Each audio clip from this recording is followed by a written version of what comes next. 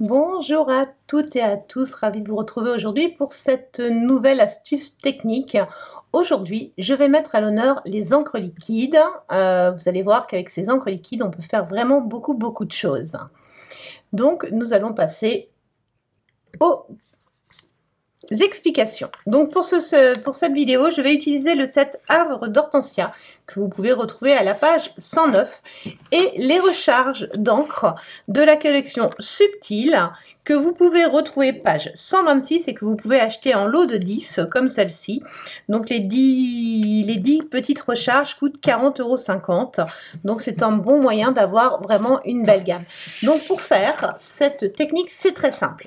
Vous aurez besoin de votre tapis en silicone, d'une lingette bébé entrée de gamme, vraiment la première, que vous, voilà, des lingettes sans structure, sans rien, vraiment. Moi je prends le premier prix de ce que j'ai, je la plie en deux comme ça, d'accord, voilà, je la plie en deux, je la pose et ensuite je vais venir m'amuser avec mes encres liquides. Et là je vais prendre par exemple donc le Piscine Party, je vais faire des petites touches de Piscine Party. Vous voyez, je me pose pas de questions, je mets Piscine Party, voilà. Je vais prendre un peu de fleurs de cerisier, parce que je vais essayer de rester dans des couleurs claires. Hop, hop, hop, hop, hop, hop. Voilà, vraiment, je me pose pas de questions, hein. Je fais au hasard. Je vais prendre un petit peu de pétales de rose.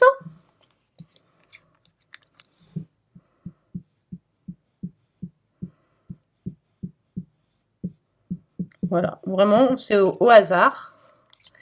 Et je vais remettre un peu de Piscine Party parce que je trouve qu'il n'y en a pas assez. Ou je vais mettre un petit peu de bleu béguin bleu. Tiens, voilà, un petit peu de béguin bleu. Hop. Histoire d'avoir un petit peu de bleu différent. Voilà, une fois que j'ai fait ça, donc là j'ai créé mon encreur grâce à mes encres liquides, d'accord. Donc je vais prendre ma feuille pour mettre dans ma bibliothèque, dans mon album, hein. Donc vous vous rappelez qu'on avait déjà fait la technique du sel et que nos feuilles mesurent 5 pouces sur 7 pouces, donc 12,7 sur 17,8 cm.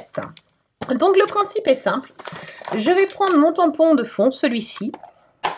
Je vais venir ici. Donc, vous voyez, à chaque fois mes tampons, moi, je mets les découpes avec une plaque aimantée à l'intérieur. C'est super pratique pour ranger. Et là, je vais prendre celui-ci.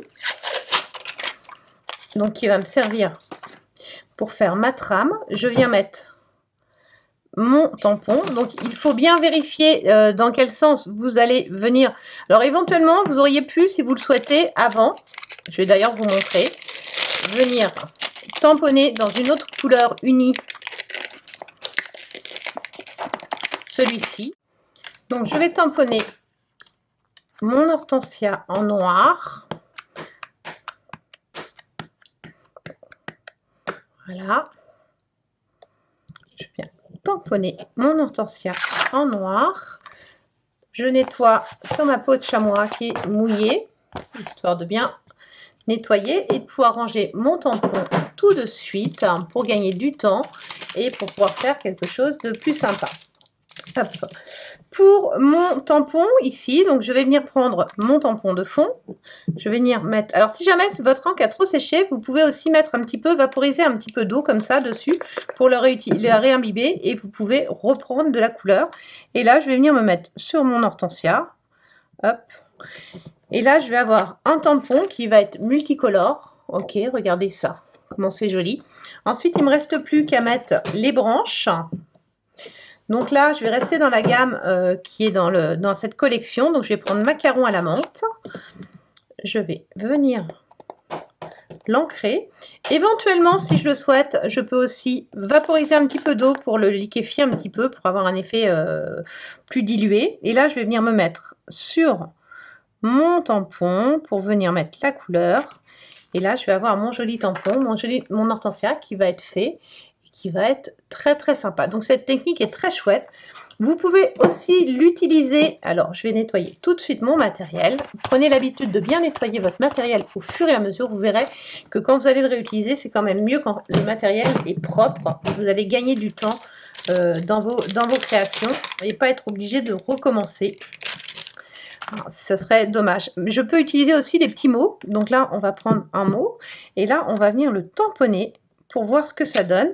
Et là, c'est tu me fais sourire, donc tout en douceur, vraiment dans des tons très pastels. C'est vraiment une technique qui est simple, qui est rapide et qui donne vraiment de l'effet tout de suite. C'est une technique que j'adore utiliser. Et une fois que j'ai terminé d'utiliser ma lingette, elle n'est pas perdue. Il faut la conserver. Vous allez voir qu'on peut encore faire des choses avec qui sont vraiment très sympas. Donc moi, j'adore l'utiliser pour faire, par exemple, sur du papier aquarelle. Donc je vais reprendre du papier aquarelle. Donc je vais reprendre une feuille de papier aquarelle de Stampin' Up, qui est vraiment très chouette. Moi, j'adore utiliser ce papier. Il est vraiment très joli.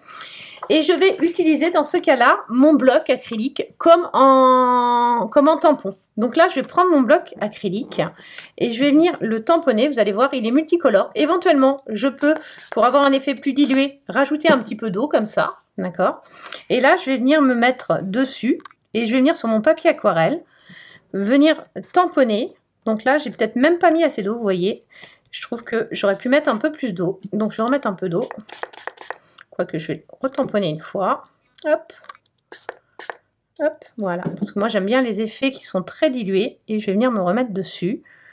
Et donc là, on va voir. Et selon si vous l'ouvrez comme ça ou comme ça, vous n'aurez pas le même rendu. Si vous attendez, vous allez voir.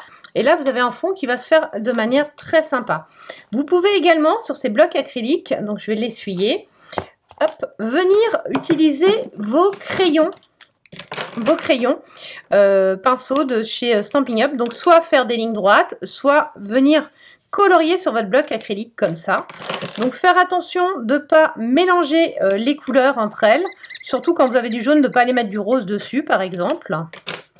Là je fais un petit peu n'importe comment, mais c'est pour vous montrer le principe. Je suis partie sur 3 couleurs. Donc vous savez que j'adore utiliser les encres. Et là, même chose que tout à l'heure, je vais venir revaporiser un petit peu d'eau, vous voyez, pour que la couleur se fonde entre elles. Et là, je trouve que c'est très joli. Et là, mon bloc acrylique va devenir, avec mes feutres, mon tampon encreur.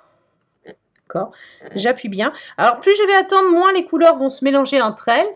Et si je me lève là, selon comment je vais le lever, mes couleurs vont se diluer différemment. Et là, comme les autres techniques, je vais laisser sécher et je vais attendre de voir quand ça va sécher. Et donc là, vous avez fait des fonds avec les encres liquides ici.